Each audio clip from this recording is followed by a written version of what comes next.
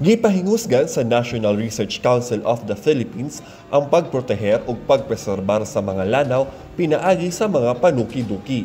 Sumala sa mga eksperto gikan sa NRCP, mahibal-an pinaagi niini ang epekto sa mga kalihukan sa tawo sa mga lanaw o ang carrying capacity niini. Kini gipamatud-an sa mga niaging siyentipikong pagtungha nga gibuhat sa NRCP sa 7 Lakes sa San Pablo, Laguna ug Lake Danao sa Ormoc City, Leyte. Naabot itong carrying capacity or lumagpas, maaaring masira ang ecosystem ng mga lawa. So magiging marumi ang tubig at maaaring hindi na mabuhay o lumaki ng maayos ang mga isda.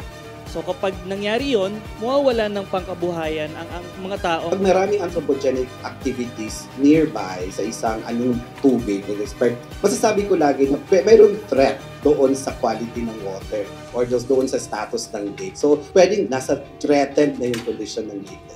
Matod sa NRCP, magamit sa lokal nga pangagamahanan o ubang pang-ahensya sa gobyerno ang mga datos gikan sa mga pagtuon alang sa pagpanalipod sa balin sa Sayaw Twin Lake sa Sibulan o Balanan Lake sa Shaton. Meron ng mga studies yung NORSU, no? Pero kailangan dagdagan. Yung methodology na ginawa ng ating mga experts na nagbahagi kanina can be replicated dito. Gikan sa Dumaguete City, Negros Oriental, kini si Roy Lamotan sa PIA alang sa MBC News.